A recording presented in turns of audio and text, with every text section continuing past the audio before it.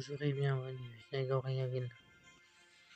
Je vais vous représenter le livre Colibri, les aventures des héros.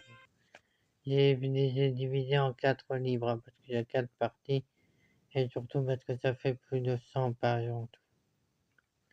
On commence. Tome 1, partie 1, le commencement. Après un siècle de combats acharnés contre le mal ancestral et les destructeurs, nos héros, Nathan et Coraline, ont été choisis pour incarner le mage et la magicienne. Dans le silage de cette victoire, Coraline est contrainte de se séparer de son ami d'enfance Nolan, qui a été désigné pour devenir l'avatar. Très vite, Nolan révèle un talent surprenant en maîtrisant avec aisance les éléments, la terre, le métal, la lave, le feu, la foudre, l'eau et l'air. Par la suite, Nathan et Coraline embarquent à bord d'un vaisseau. C'est alors qu'ils découvrirent une clé mystérieuse utilisée une seule fois qui les entraîne vers une planète inconnue. Et le début d'une aventure extraordinaire. Chapitre partie 1. Le commencement. Au commencement de l'univers, se divisant en 2 mondes parallèles, liés par 2 clés magiques, depuis longtemps disparus. La légende raconte qu'un siècle de combat contre un mal ancien, 2 héros émergèrent pour restaurer l'équilibre. C'est ainsi que Nathan, destiné à devenir un puissant mage, et Coraline, une future magicienne, reçoivent une lettre mystérieuse, scellée par un symbole ancestral. Un sceau orné d'une moustache jaune et noire. Ce signe énigmatique annonce le début de leur quête.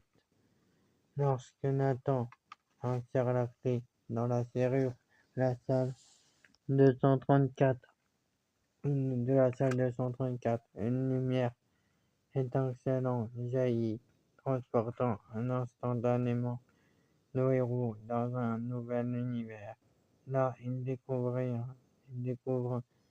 une vallée baignée de lumière et de mystère, où chaque recoin recèle une énigme et danger.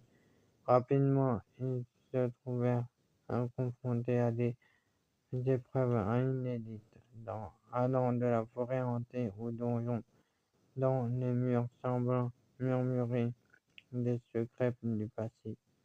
Au fil de leur périple, Nathan et Coraline doivent non seulement sauver des captifs, mais aussi retrouver les pierres sacrées qui maintiendront l'équilibre du monde entre les mondes. Loin des simples combats, chaque rencontre et chaque énigme leur permettent de mieux comprendre leur destin et de tisser les liens forts qui les mèneront à affronter ensemble l'inévitable obscurité.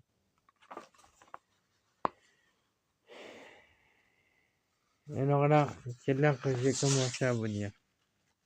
Je vais faire chapitre par chapitre. Voilà, en fait, ça va être chapitre par chapitre, surtout. Comme ça va être plus pratique et plus simple. Ce sera à vous de l'écouter, et voilà. Si jamais vous avez aimé, n'hésitez pas à liker, à vous abonner et à commenter. Bon, reprenons. Chapitre 1. Le messager du destin. Les messagers du destin.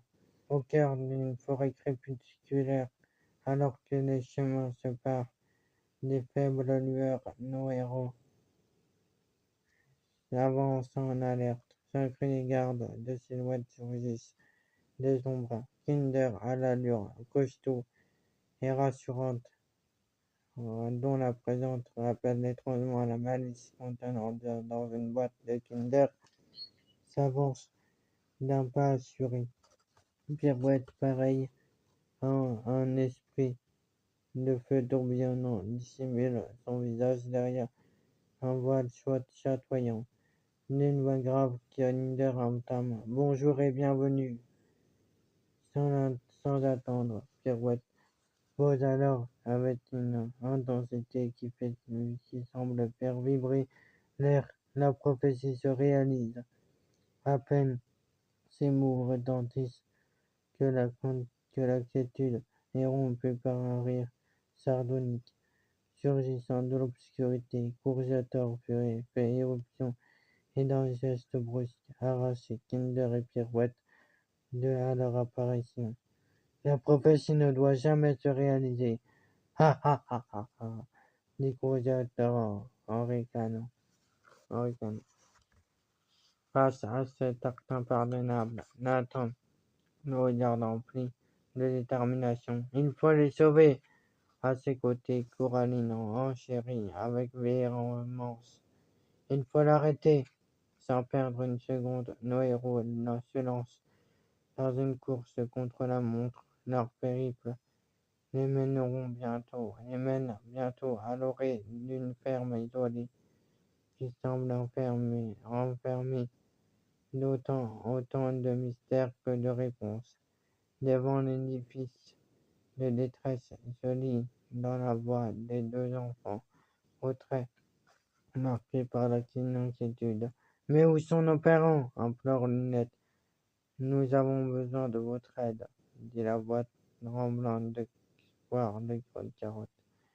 Ému par leur détresse, Nathan promet aussitôt: Je vais vous aider, tandis que Coraline ajoute assurée: Nous allons chercher des indices. Au détour du hangar de la ferme, nos héros découvrent plusieurs éléments intrigants. Soudain, Carotte s'exclame: J'ai une lettre. Il plie le pli jauni révèle alors un messager glaçant dès les premiers mots. J'ai emprisonné vos parents. Si vous me livrez les étoiles, vos parents seront libres. À peine remis de l'émotion, les enfants dévoilent quelques bribes de leur histoire familiale, avec une fierté teintée de douleur. Notre famille se compose de 3 frères, Fred, Carotte, Crottin et Crapule. Pleure Fred, Carotte. Et 3 sœurs, Lunette, Cacahuète et Léna. Nos parents s'appellent Pierre-Gilles et Laura, dit tristement Lunette. Avant que le silence ne retombe, dans un enregistrement auto-activé glissé parmi les indices, retentit soudain la voix familière des vibrante de Pirouette. La voix familière de Pirouette. La voix familière et vibrante de Pirouette se fait alors entendre, délivrant un souvenir chargé d'émotion. Ils étaient champions de pêche, ils avaient fini ex aequo à la première place. Entend Lunette en écho dans sa tête. Les mots empreints de nostalgie résonnent dans l'air, révélant l'héritage de son et renforçant l'enjeu de cette quête. La destinée de toute une famille et peut-être celle d'un mystère plus grand.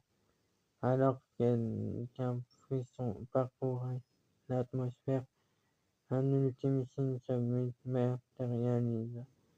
Un fantôme apparaît, flottant silencieusement près du hangar, présage l'obscurité et le secret à venir.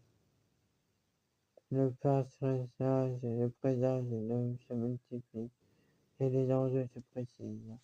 Nos héros savent désormais qu'ils sont sur le point de s'engager sur une route semée d'énigmes et de dangers. Merci d'avoir écouté jusqu'au bout et merci de liker, de vous abonner et de commenter.